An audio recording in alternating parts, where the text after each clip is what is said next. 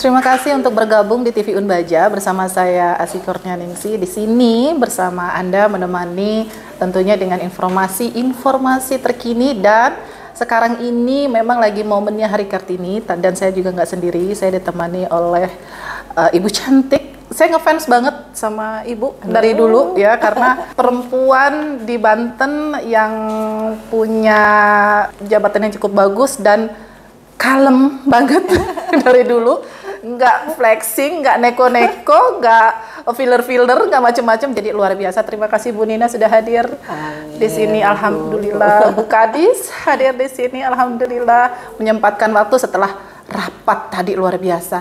Kita ngobrol santai-santai, Bu. Gimana Lebaran kemarin, mau di kemana, Bu? Alhamdulillah Lebaran kemarin Idul Fitri kita di sini. Sini bareng sholat di Masjid Raya Bantani ya.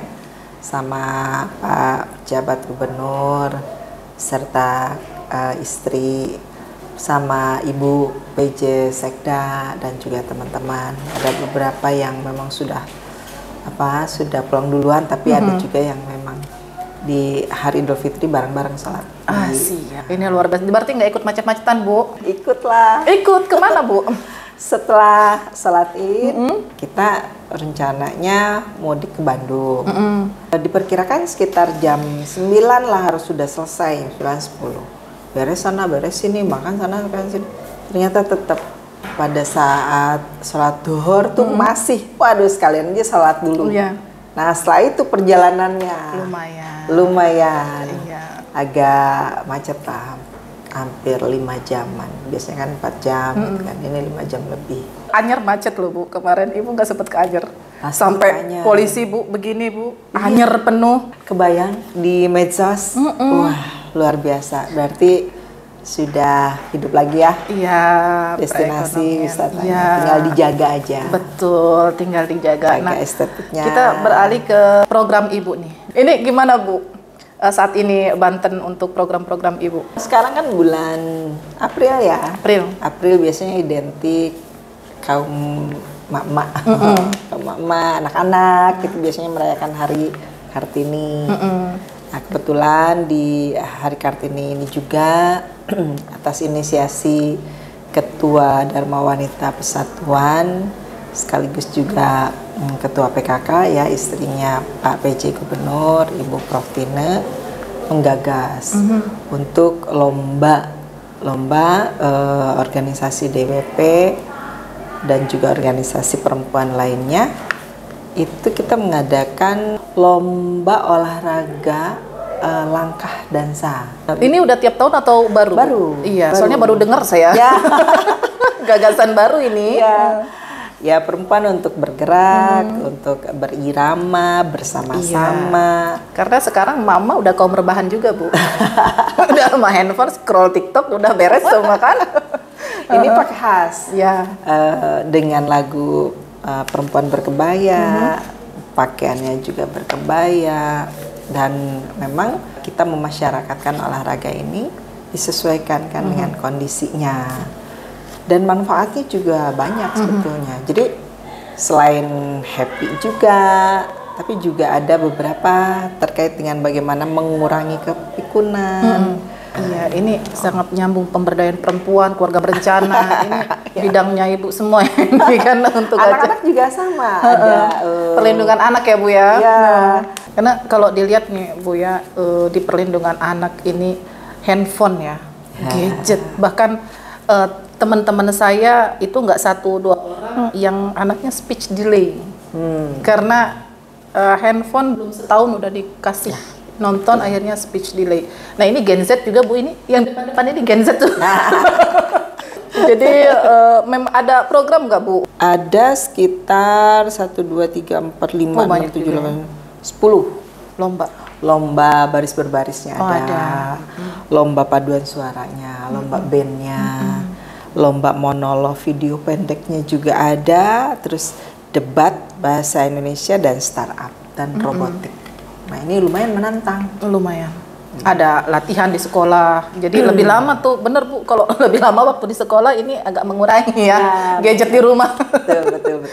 Generasi cakap digital Ini ya menuju masa depan yang cerdas. Jadi di era society 5.0. Nah, dengan kecanggihan teknologi, anak-anak Gen Z banyak sekali aplikasi-aplikasi yang mereka punya dan emak-emak nggak tahu, Bu.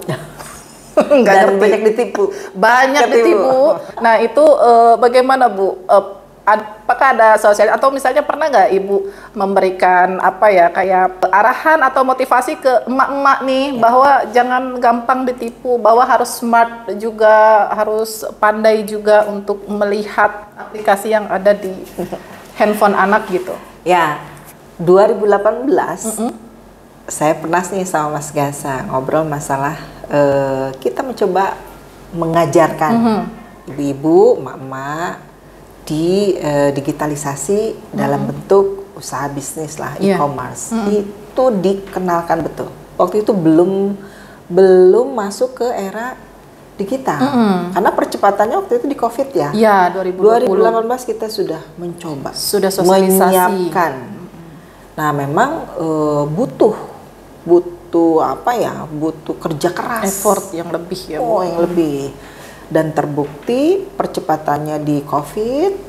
Nah, anak-anak melesat karena lahir dia di eranya digital. Nah, sementara mama harus belajar, ibu-ibu harus belajar.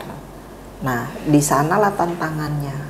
Kan kita harus belajar jangan sampai kalah pintar sama anak-anak, harus ngikutin, minimal kita tahu apa yang anak-anak main gitu kan ya. Aduh pusing, udah ribet sama cicilan ya.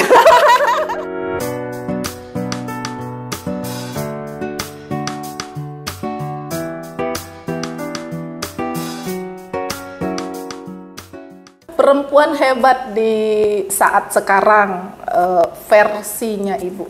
Perempuan hebat itu ya perempuan yang bisa menempatkan di posisinya.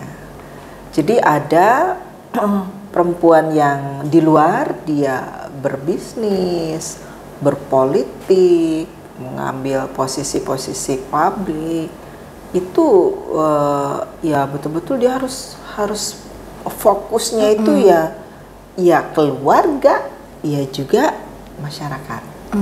Nah itu bisa dikatakan menurut saya sih perempuan yang hebat. Ya.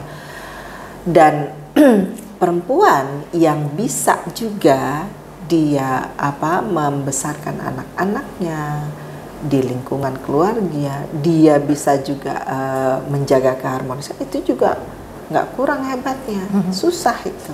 Kalau kita lihat di medsos, di TikTok kan, yang lain-lain, ini banyak sekali yang bikin short video ibu bekerja versus ibu rumah tangga. Ini singgung-singgungan, sindir-sindiran.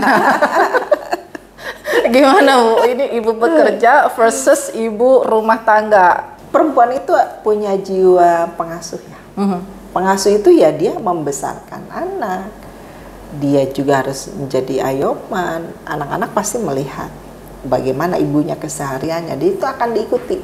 Banyak perempuan-perempuan yang juga melahirkan sebuah kisah suksesnya dia yang tidak disangka-sangka, dan dia kerja keras bagaimana dia mencurahkan semua yang ada kreativitas di perempuan itu, ya ternyata dia bisa juga meniti karir dari bawah untuk menjadi sukses.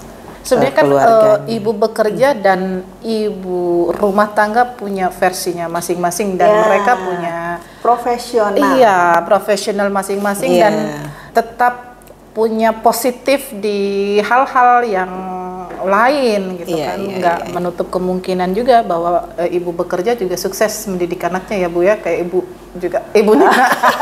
Luar biasa.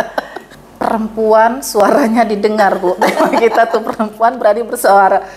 Perempuan suaranya didengar, tapi kadang-kadang banyak Bu perempuan memang yang nggak berani menyuarakannya dengan dalih oh ini urusan rumah tangga gitu, nggak semua untuk konsumsi publik dan lain-lain gitu, seperti itu. Gimana Bu? Perempuan tuh dia memiliki peran di berbagai aspeknya.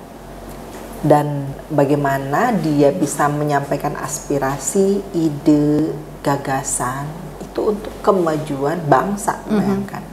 Jadi tidak hanya lagi hal yang keluarga kecil, ya. akan mewarnai sebuah bangsa, sebuah negara itu dari perempuan juga. Sekarang kalau kita melihat nggak beda jauh jumlah laki-laki dan perempuan, jumlah penduduk. Di Banten dari 12 juta ya 6 juta sekian beda dikit. Itu antara laki-laki dan perempuan. Sehingga ya ini akan berpengaruh bagaimana percepatan pembangunan itu kalau dua-duanya kita gerakan itu akan cepat. Dan ini akan kita coba mengejar sustainable goals di equality gender 50-50 banyak. Kalau Ibu lihat di Banten gimana kesejahteraannya, Bu? Kalau representasinya kebijakan pemerintah kepada perempuan dan anak, untuk perempuan sendiri itu dapat dilihat dari evaluasi Anugerah Parita Kapraya. Nah ini Banten alhamdulillah sudah ke-7 kalinya dapat penghargaan ya, itu, alhamdulillah ya. Parita Kapraya.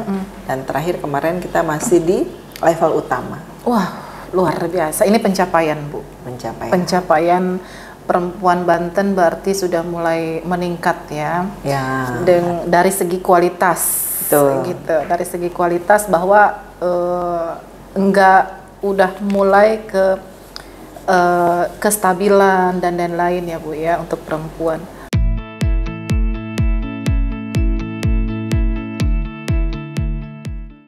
Baik, motivasi untuk perempuan di Banten. Saya mengajak, mari ya kita bersama-sama untuk terus belajar, terus meningkatkan kapasitas, terus untuk mengejar kreativitas, prestasi. Karena apa? Dia itu menjadi panutan oleh keluarga. Jadi kalau anaknya pasti bertanya sama ibu, bertanya sama ayah. Jadi bagaimanapun juga dia harus mengikuti. Dan sekarang untuk bisa terus-menerus meningkatkan kualitasnya bisa dari berbagai aspek. Baik, terima kasih Bu Nina. Sama-sama Ibu Asih. Ketemu lagi nanti kapan-kapan sama Bu Nina. Dan terima kasih teman-teman yang sudah bergabung di sini di TV Unbaca. Saya Asih undur diri. Bye.